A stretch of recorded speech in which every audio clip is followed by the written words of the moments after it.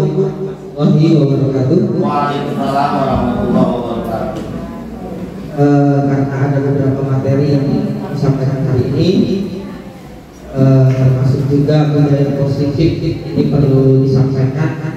Ada titipan materi, kemudian juga nanti ada persiapan ANBK, termasuk juga nanti ada cara penginstalan aplikasi ANBK, kemudian juga teknis ANBK mulai dari pengawasan sampai juga nanti kita mudah-mudahan dapat kiriman contoh pos ANBK.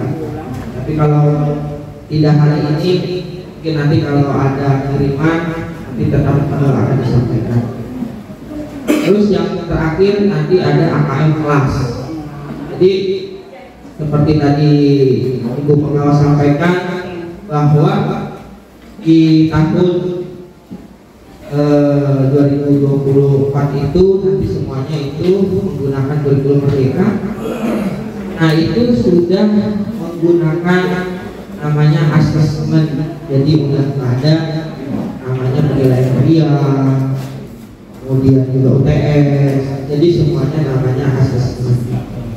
Termasuk ada namanya AKM kelas. Jadi asesmen nanti bisa diterapkan di kelas, baik kelas 1 sampai kelas 6. Itu seperti itu. Baik, untuk yang pertama di sini adalah saya akan sampaikan yaitu budaya positif. Seperti tadi Ibu Nurul juga sampaikan bahwa kita itu harus memiliki budaya positif. Ya. Nah ini budaya positif ini perlu diterapkan kepada peserta didik kita. Baik peserta didik maupun diri kita sendiri harus memiliki budaya positif. Jadi seperti itu.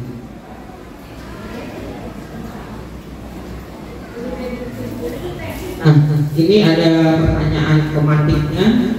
Kenapa budaya positif itu perlu diterapkan di sekolah dasar? Apalagi sekolah dasar itu merupakan dasar sebelum siswa itu melanjutkan ke sekolah menengah pertama maupun sekolah menengah atas. Itu seperti itu. Jadi kita ada sebagai dasarnya, fundamentalnya. Jadi harus kita terapkan budaya positif. Nah di sini budaya positif itu hukuman dapat mendisiplinkan anak. Nah, pertanyaannya, apakah dengan hukuman tersebut itu dapat mendisiplinkan anak? Kalau menurut Bapak Ibu itu seperti apa? Ketika ada hukuman di kelas, setuju nggak dengan hukuman dapat mendisiplinkan anak? Setuju. Berarti jika tidak ada hukuman, sangat anak-anak tetap disiplin atau tidak? Nah, itu yang mengapa budaya positif ini harus diterapkan di sekolah. Jadi ketika hukuman tidak ada, anak-anak pun tetap melaksanakan budaya positifnya, seperti datang ke sekolah tidak terlambat, kemudian selalu mengerjakan tugas. Jangan sampai hanya karena hukuman, besok yang datang terlambat misalkan dihukum tidak boleh masuk jam pelajaran, takut anak-anak. Nah, yang diharapkan bukan ketakutan ataupun bukan karena hukuman. Nah, jadi bukan ketakutan atau karena hukuman. Nah, jadi bukan karena ketakutan atau bukan karena hukuman. Kemudian hukuman dengan hal positif seperti membaca atau membersihkan halaman sekolah dapat meningkatkan disiplin anak. Setuju nggak kira-kira Bapak? Setuju ya? Nah, karena apa? Karena ini hukuman itu sebagai toleransi anak melakukan kesalahan dan juga tidak menyakiti fisik anak ataupun psikologi anak. Tapi ketika misalnya datang terlambat, harus berdiri misalnya di depan kelas. Nah itu kan secara psikologi maupun anak itu dia mentalnya itu bisa terkena. Nah kalau dengan hal yang positif seperti membaca, kemudian membersihkan halaman sekolah itu bisa membuat anak itu lebih mandiri juga, kemudian juga keterampilan membacanya juga meningkat.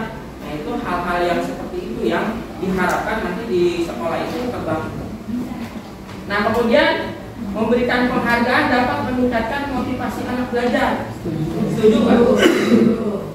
Nah perlu Bapak Ibu pahami, ketika memberikan penghargaan itu diharapkan Bapak Ibu tidak memberikan suatu imbalan. Misalnya begini, ya siapa yang bisa menjawab pertanyaan Bapak kasih permen.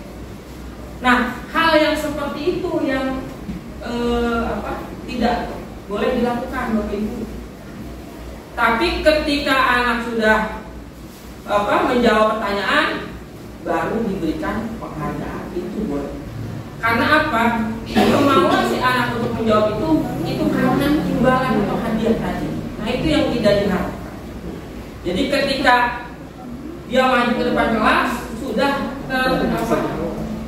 pemikiran dia, oh nanti saya dapat hadiah. Nah itu yang tidak diharapkan. Jadi ketika maju kemudian menjawab pertanyaan, baru kita berikan penghargaan. Bahkan penghargaan itu tidak perlu berupa barang. Bagus nak, kamu pintar. Jadi berupa pujian. Jadi itu. Jadi Bapak Ibu ketika menerapkan budaya positif ini, itu diharapkan si anak itu timbul dari dalam dirinya untuk melakukan hal yang positif sendiri, tanpa ada dorongan dari orang lain. Seperti tadi kan, silakan yang bisa maju ke depan, Bapak kasih permen. Nah itu dorongan dia untuk mendapatkan permen, bukan dia mengerjakan sendiri. Nah itu seperti itu. Jadi budaya positif yang diharapkan seperti itu.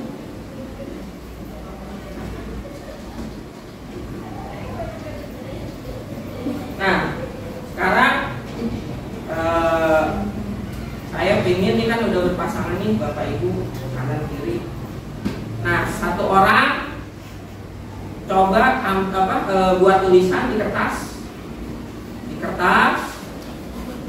Bapak Ibu tulis hal yang paling berharga. Apa kira-kira? Coba. Atau seolah-olah ini udah ada yang berharga kalau mau pakai kertas, terus udah digenggam nih. Sekarang temannya yang satu yang menggenggam hal yang berharga itu udah di dalam pikiran ibu. Saya mau genggam misalnya rumah saya ini yang paling berharga, rumah saya. Nah, digenggam nih. Nah, ya. Orang yang pertama udah menggenggam. Nah, temannya yang satu itu membujuk. Coba bujuk si temannya itu untuk membuka tangannya. Coba ya, boleh diancam, boleh juga dikasih iming, udah saya ganti dah sama mobil satu. Coba seperti itu ya. Nah, ibu bayangkan, coba ya. Coba bayangkan. Yang satu menggenggam, yang satu mau tunjuk nih biar tangan itu dibuka. Tapi dengan catatan yang digenggam itu sesuatu yang paling berharga. Ya kalau misalnya saya punya permen, dikasih mobil, saya kasih. Pokoknya yang paling berharga. Coba ya Bu ya. Coba kita simulasikan waktunya 2 menit saja. Coba. Terserah ini boleh ngancam, boleh juga misalnya ngasih ini. Itu pokoknya sampai itu tangan itu bisa dibuka, boleh. Dalam 2 menit, tapi kalau nggak dibuka ya berarti ibu belum berhasil. Kalau yang nggak minta dibuka dulu ngebuka dulu. Pasrah. Paksa boleh kan Pak? Boleh paksa Bu. Dipaksa juga boleh. Kalau emang itu bisa dibuka.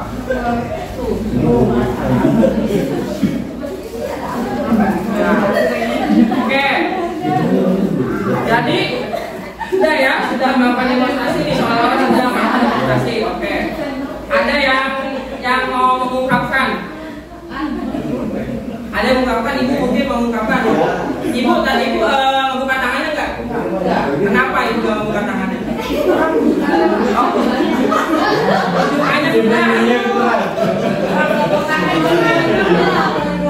sogokannya kurang. Pakai sombong.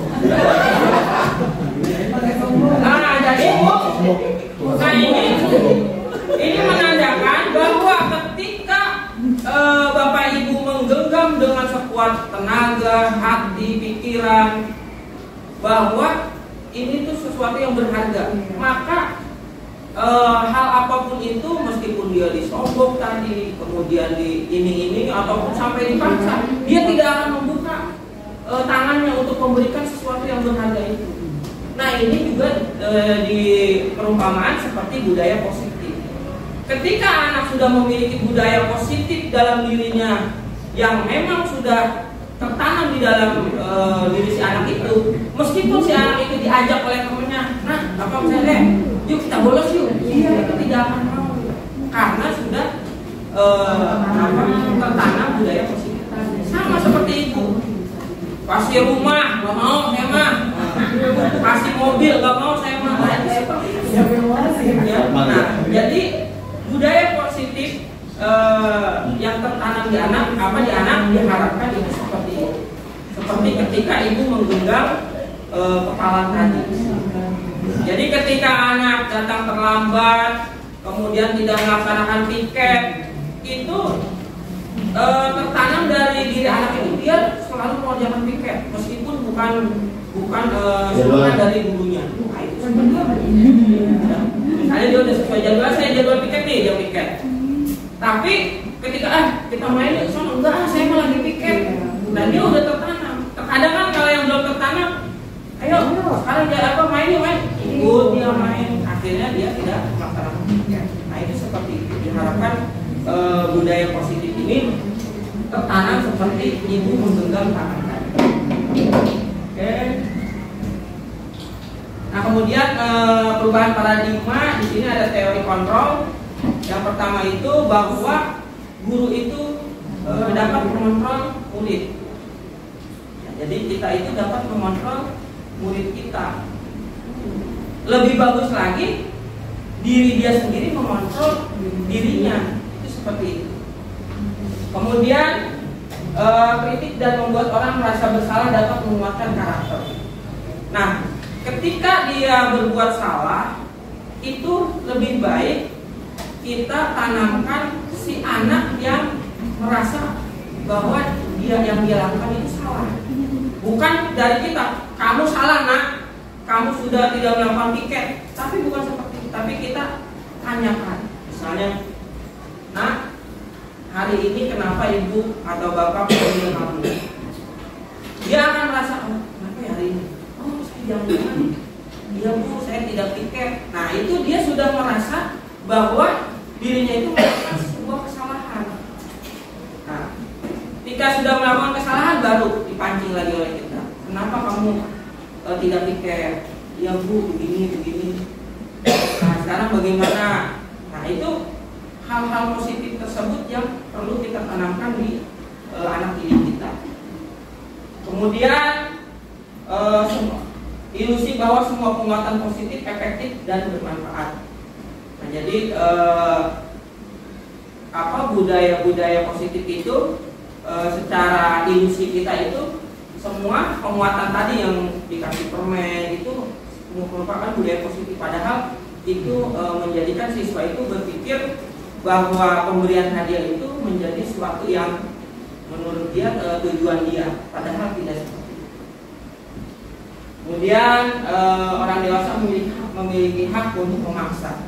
Jadi kita sebagai guru itu sebetulnya tidak memiliki hak untuk memaksa anak, tapi kita tadi membangun kesadaran anak bagaimana anak ketika melakukan hal-hal kesalahan seperti itu. Kemudian, nah ini makna kata disiplin dalam bahasa Latin artinya disiplina, yang artinya belajar. Makna asal dari kata berkonotasi dengan disiplin diri dari murid-murid Socrates dan Plato.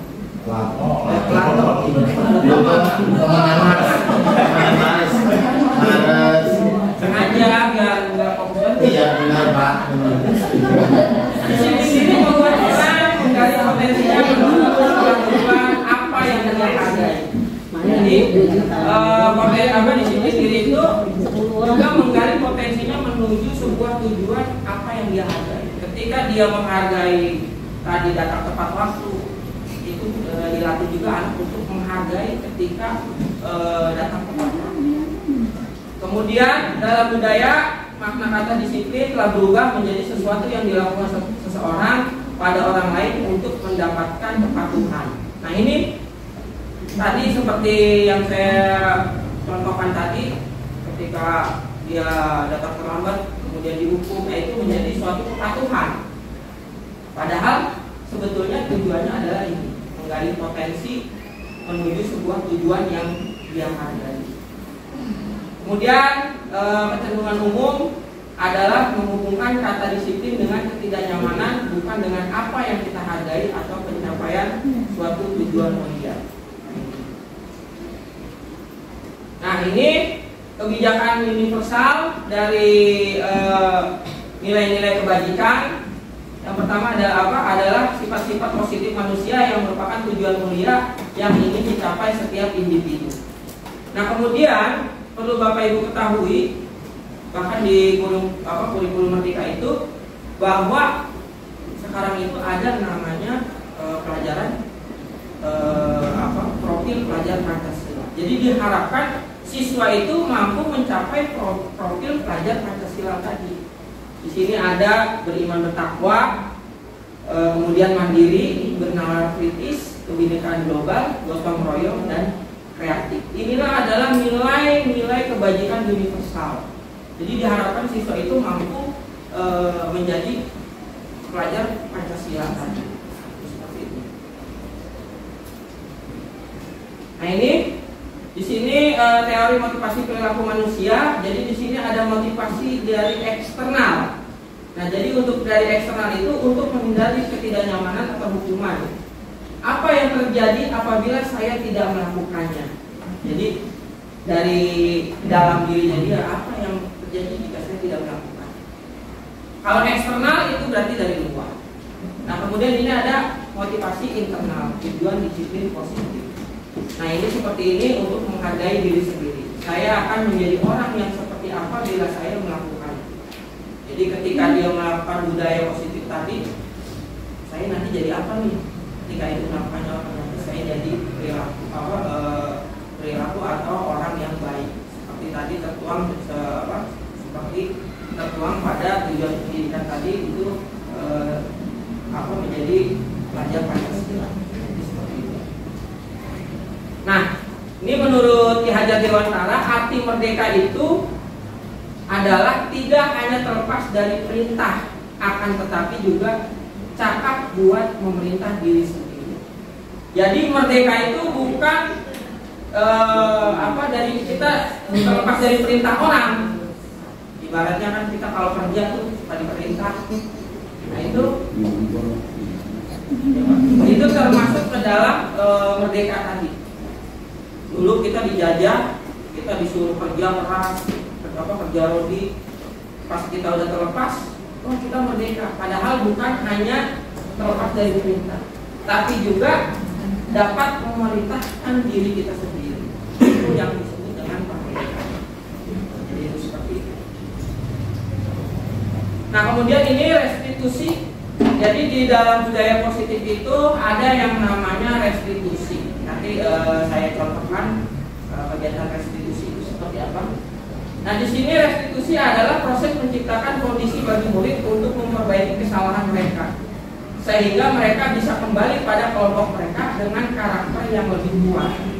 Nah ini proses restitusi itu tadi sama yang tadi saya contohkan, si siswa misalkan datang terlambat, kemudian dipanggil siswa tersebut.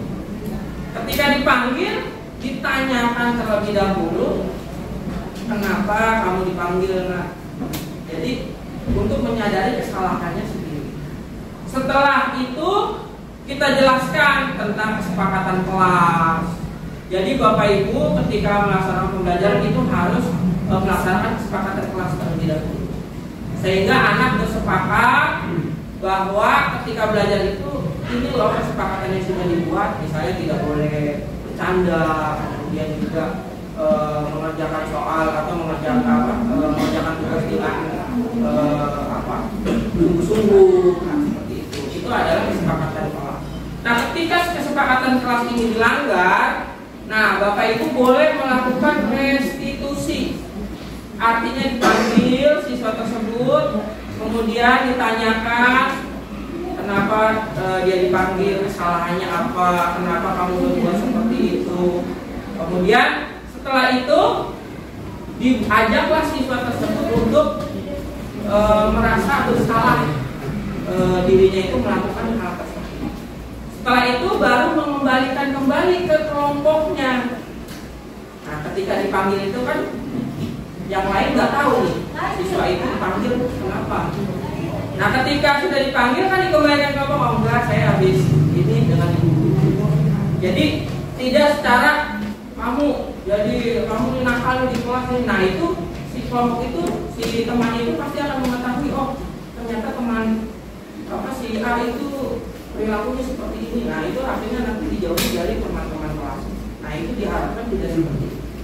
Jadi restitusi itu dia bisa kembali kepada kelompoknya dengan karakter yang lebih kuat. Jadi ketika dia kembali ke kelompoknya, karakter dia karena tadi sudah dipanggil, sudah dilakukan tadi merasa bersalah tadi, nah dia karakternya lebih kuat lagi. Jadi dia tidak akan melakukan hal-hal seperti itu.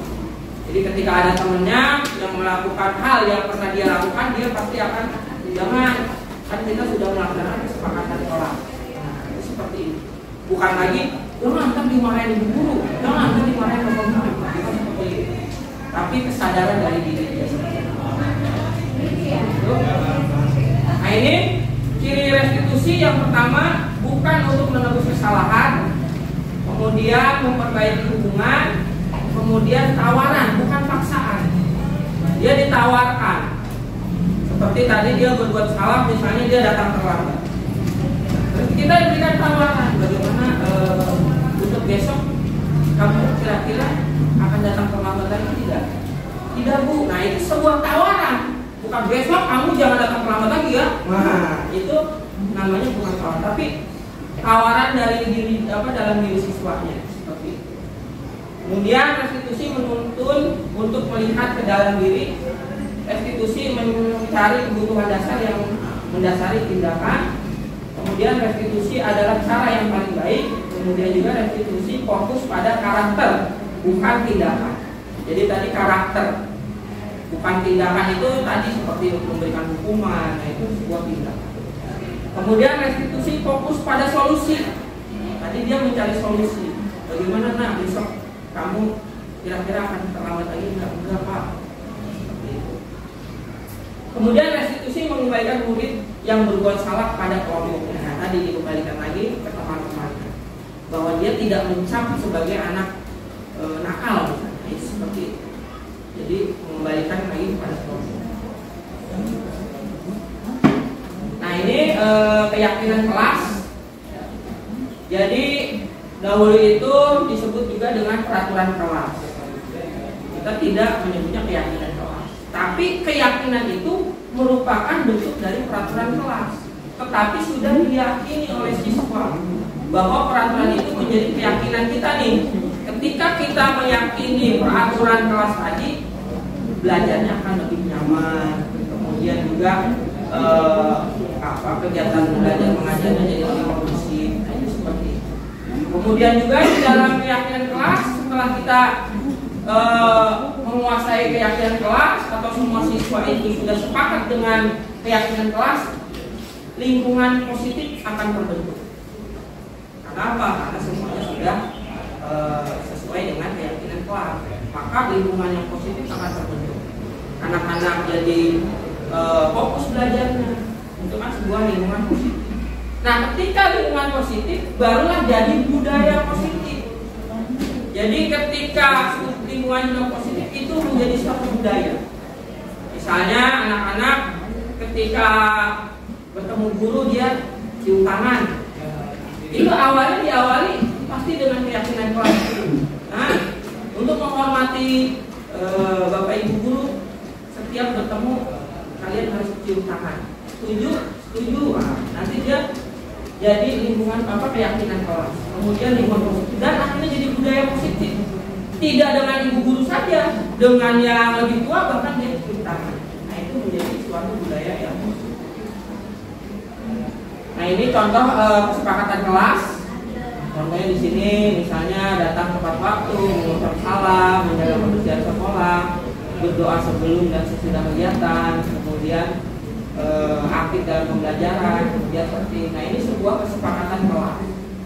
Kesepakatan kelas nggak perlu banyak-banyak, karena itu merupakan kesepakatan dari siswa kita, bukan kita yang membuat. Jadi kita tawarkan, gimana kesepakatan kelas? Gak boleh ini bu, kita catat misalnya di papan tulis seperti itu. Kemudian, nah ini di sini ada peraturan, kemudian di sini ada keyakinan kelas. Misalnya di sini selalu mengembalikan buku ke tempatnya, itu dalam peraturan. Tapi keyakinan kelasnya memunculkan anak itu untuk bertanggung jawab. Nah, itu setelah menjadi keyakinan kelas. Ini juga ada. Ini akhirnya timbul, kalau keyakinan itu timbul sesuatu yang positif dari si anak. Itu adalah keyakinan doa. Nah, ini contoh tindakan guru. Nah, ini hukuman atau konsekuensi. Nah, di sini mencatat 100 kali dalam buku. Paling nggak saya tidak akan terlambat lagi karena terlambat sekolah. Nah, ini adalah bentuk hukuman. Kemudian lari keliling lapangan basket. Nah, ini kita pernah yang melakukan ya kayaknya. Ini juga hukuman. Ya, ternyata kita sudah melakukan hukuman. Push up 15 kali. Nah, ini juga hukuman. Olahraga. Nah, ya. Sekarang sudah tidak boleh. Nah, kemudian mengganti kertas tugas temannya yang telah dicoret-coret. Ini adalah konsekuensi. Misalnya si anak mencoret-coret kertas buku temannya. Nah, kalau dia dihukum itu masuk ke dalam hukuman. Tapi ketika dia disuruh kamu harus mengganti buku teman kamu, itu adalah satu konsekuensi.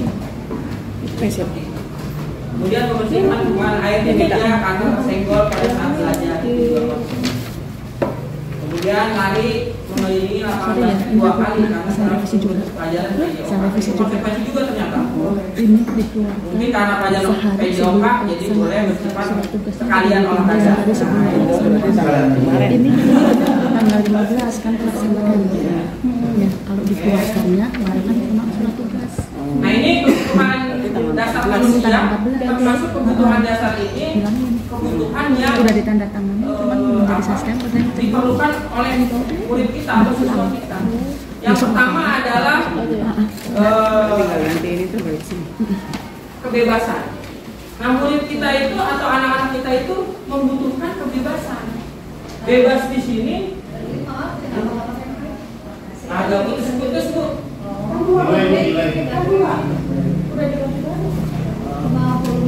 This oh ya.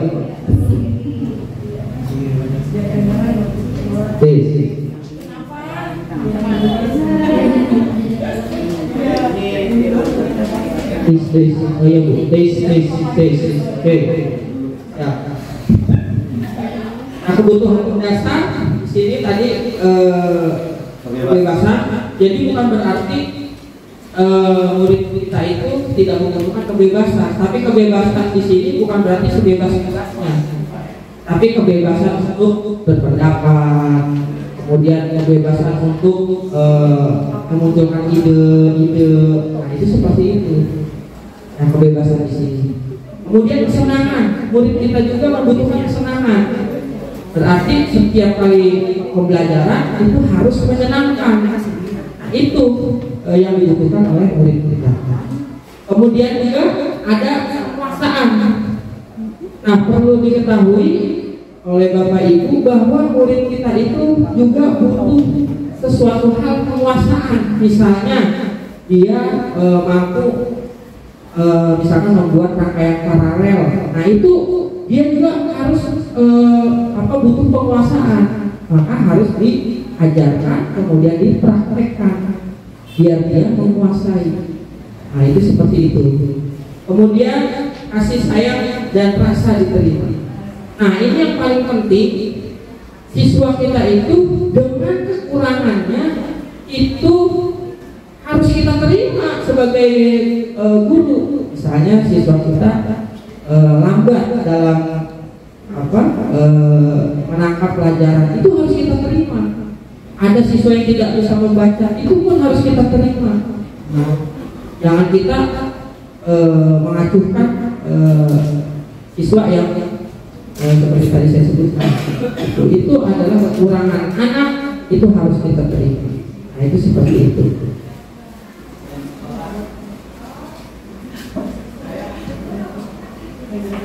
Nah, kemudian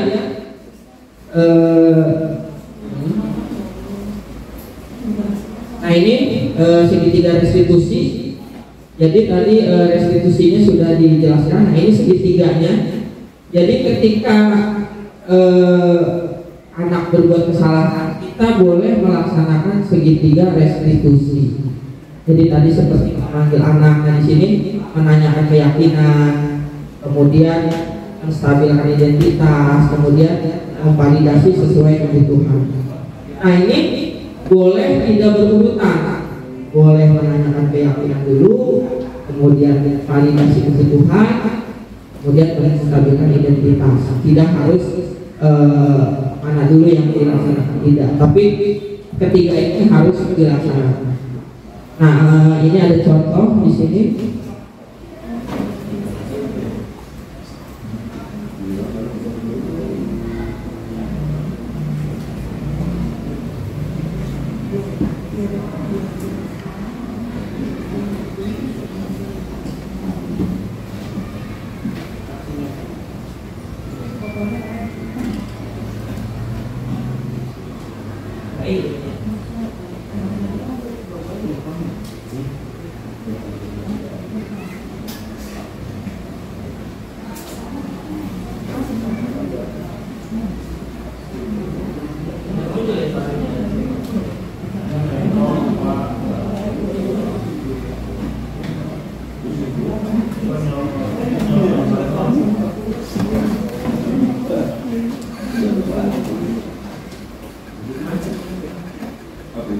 Nanti deh contohnya. Boleh Bu? Kalau yang kita tanamkan dari kelas 1, soalnya kan kalau yang kelas 1, 2 tuh mereka masih acuh sama belum ngerti di proses caranya gimana. Oh iya. Sebetulnya budaya positif ini ditanamkan mulai dari kelas 1 sampai dengan kelas 6. Tetapi kalau untuk kelas 1 kita tanamkan budaya positif yang sedang-sedang aja dulu gitu ya, ringan, kayak misalnya ketika datang misalnya harus mengucap salam misalnya, itu seperti itu budaya positif yang mereka bisa paham dulu gitu, gampang dulu gitu Bu.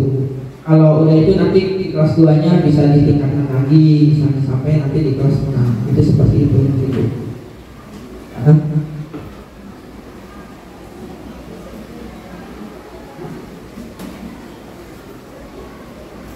Contohnya ada di laptop saya sebetulnya, cuman nggak bisa connect, nggak bisa muncul.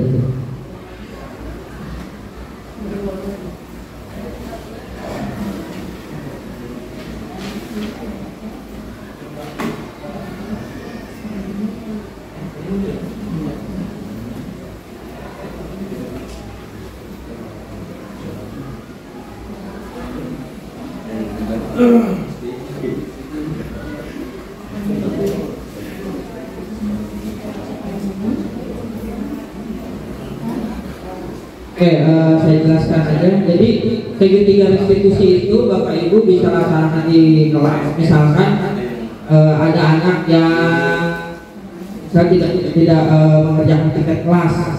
Nah, Bapak Ibu bisa memanggil anak tersebut ke kantor, kemudian ditanya si anak tersebut, misalkan kenapa kamu panggil ibu panggil ke sini? Nanti si anak menjelaskan. Kemudian kamu tahu kesepakatan kelas. Kita tanya dulu tadi keyakinan kelasnya. Nah, ini di sini kita tanyakan. Tahu Bu.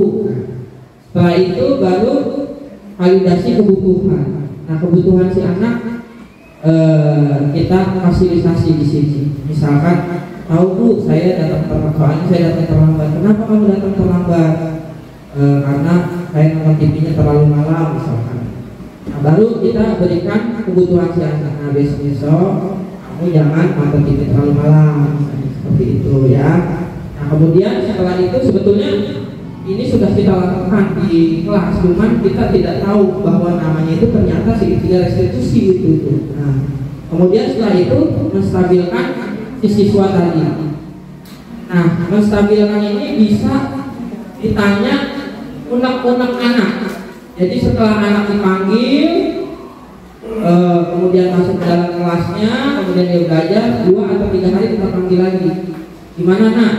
Perasaan kamu setelah kemarin ibu panggil ke kantor, nah dia ngomong dah tuh, ya Bu, alhamdulillah saya dengan dipanggil ibu, saya jadi tahu bahwa setiap kali saya terlambat, jadi dari dalam diri si anak.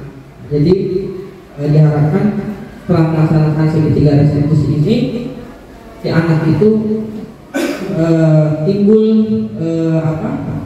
budaya positifnya ataupun melakukan perilaku positifnya dari dalam dirinya sendiri.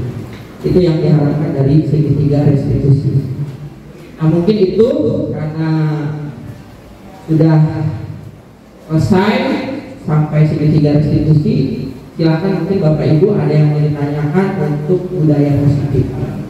Nah, ini diharapkan kedepannya apalagi kita sedang menyongsong kurikulum merdeka, itu diharapkan budaya-budaya positif seperti ini nanti tumbuh di sekolah Bapak Ibu. Jadi diharapkan nanti siswa dari SD lulusan sekolah dasar tingkat lanjut ke SMP itu sudah memiliki budaya positif yang tertanam di dalam diri si anak tersebut. Ya, mungkin itu. Silahkan mungkin ada yang mau ditanyakan untuk budaya positif. Kalau enggak, kita lanjut.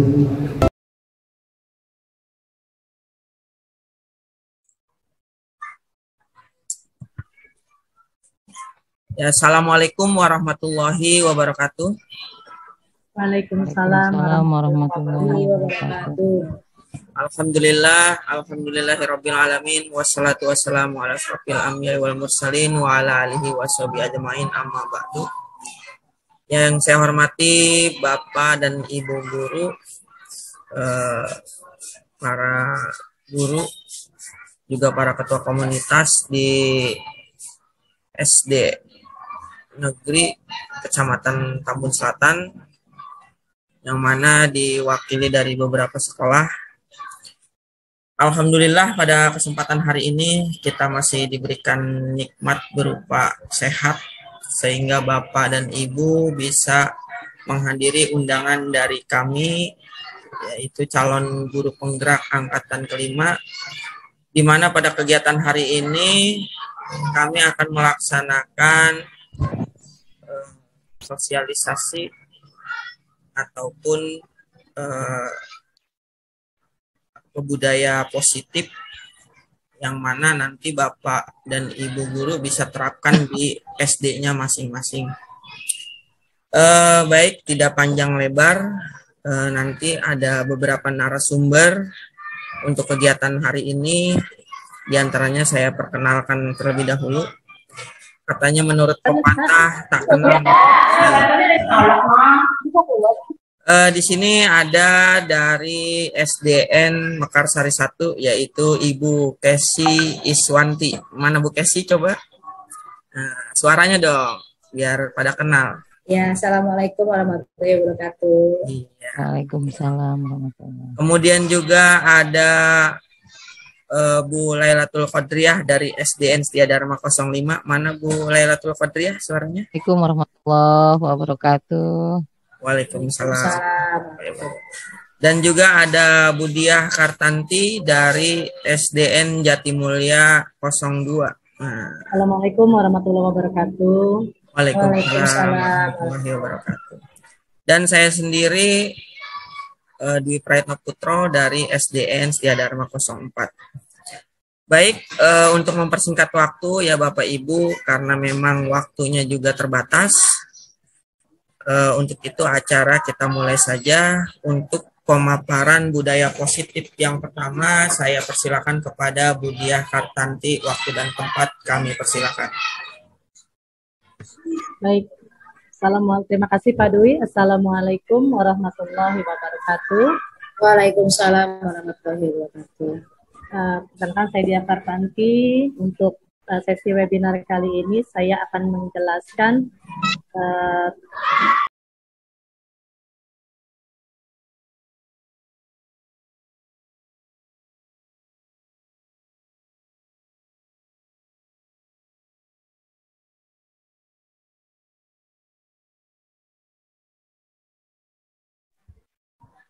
Ya, mungkin Bu Diahnya terlempar, Bapak Ibu. Kayaknya ada jaringannya terganggu. Mungkin saya lanjutkan saja. Di sini ada 9 ciri-ciri restitusi.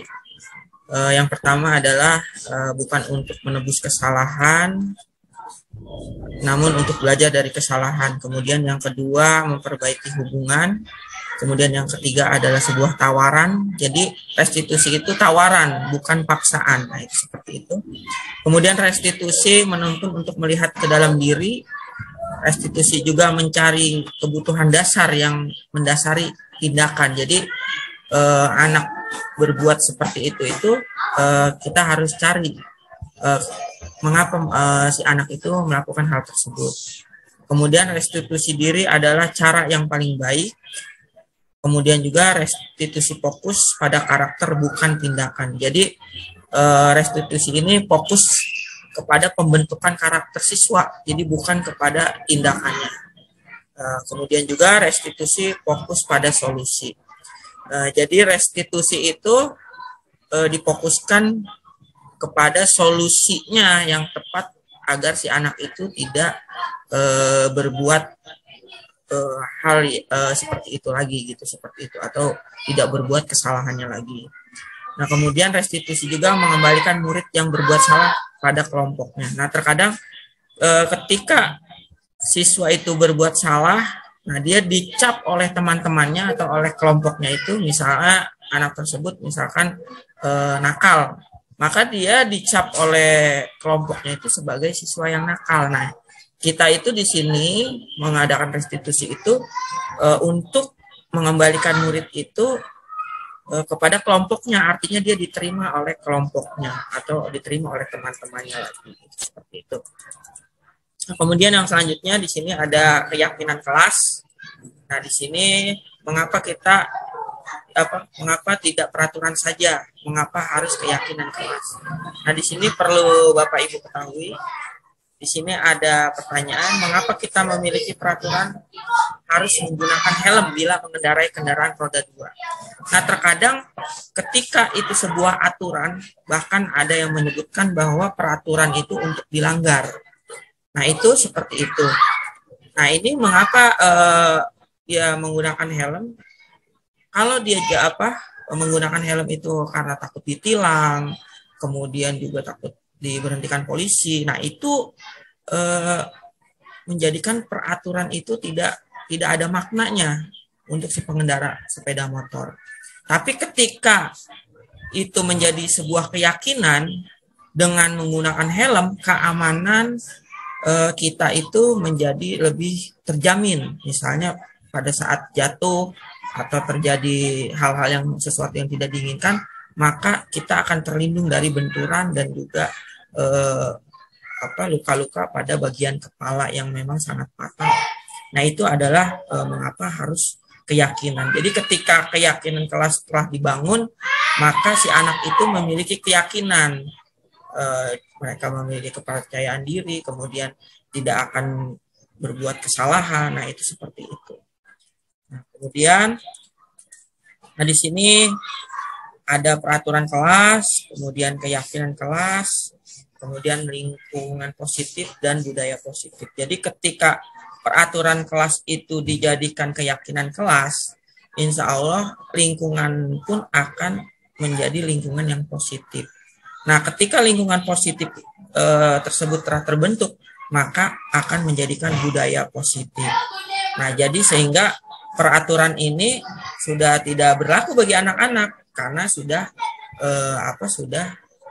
menjadi suatu keyakinan dan menjadi budaya untuk anak-anak. Seperti misalkan anak-anak datang ke sekolah tepat waktu karena memang sudah budaya positif dia datang tepat waktu.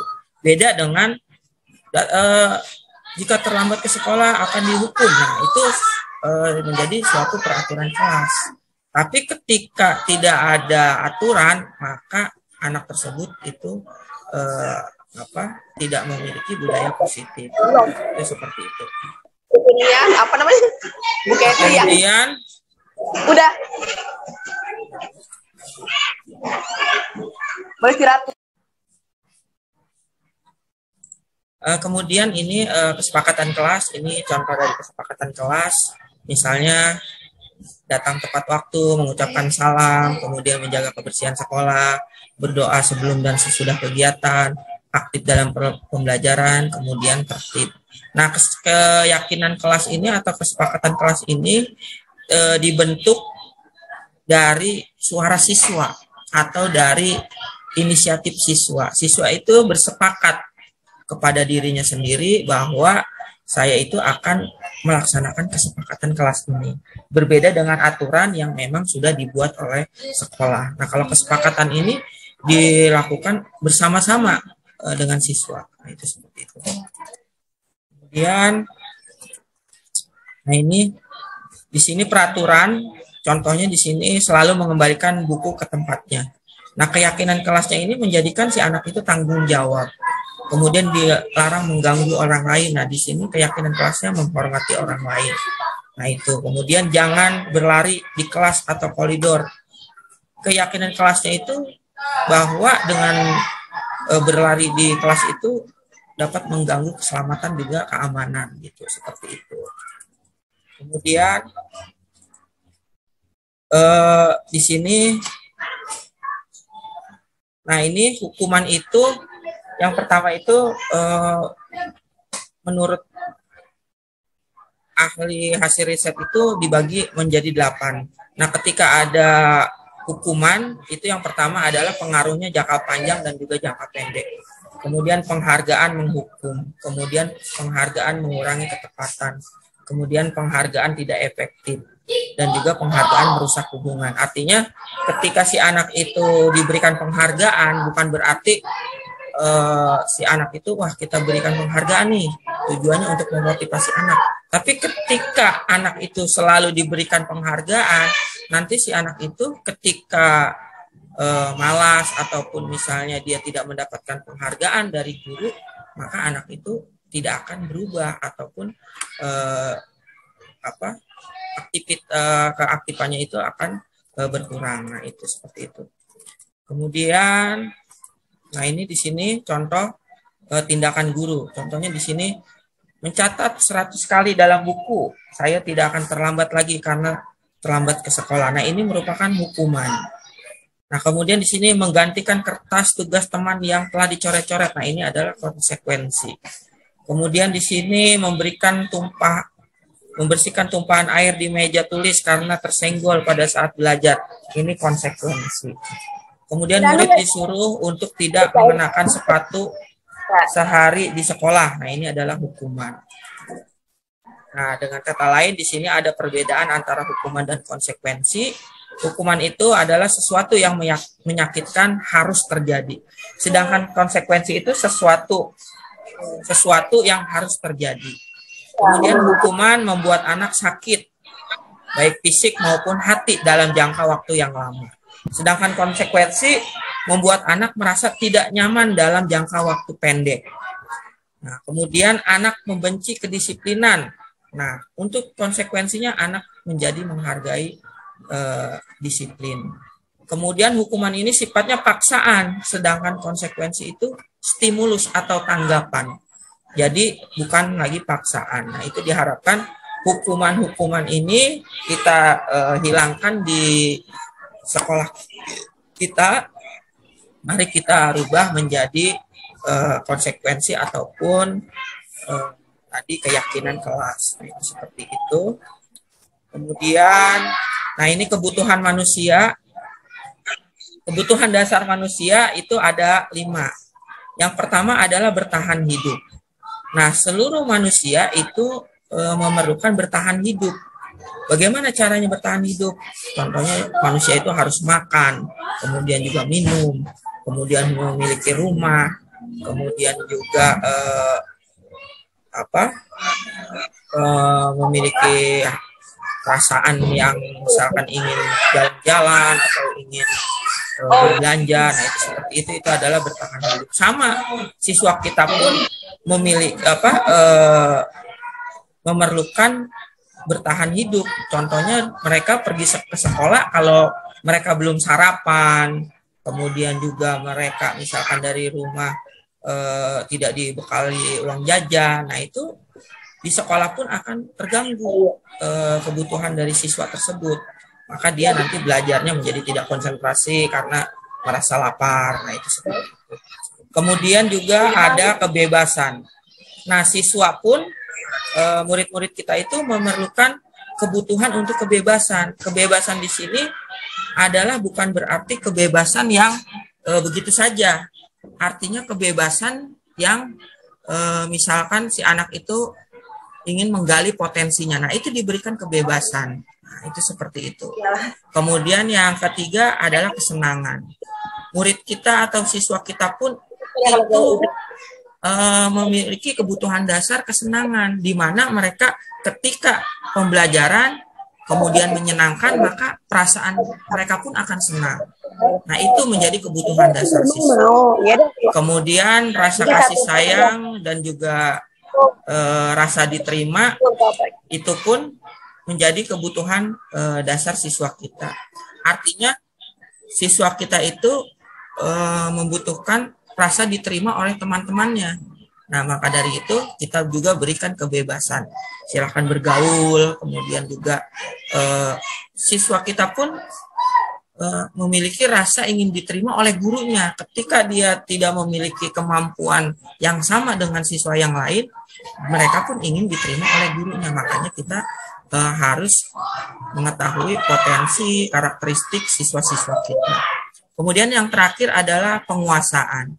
Nah, ini kebutuhan dasar dari siswa kita juga itu, siswa itu memiliki keinginan untuk menguasai keterampilan yang ia miliki. Contohnya misalnya ia ingin memiliki keterampilan bermain sepak bola, kemudian juga misalkan dia ingin memiliki keterampilan dalam berhitung. Nah, itu juga menjadi kebutuhan dasar manusia ataupun siswa kita. Nah, jika kebutuhan dasar ini terpenuhi, maka siswa kita pun pendidikannya itu akan menjadi budaya yang positif dan juga keberhasilannya sangat baik. Nah, itu mungkin untuk kebutuhan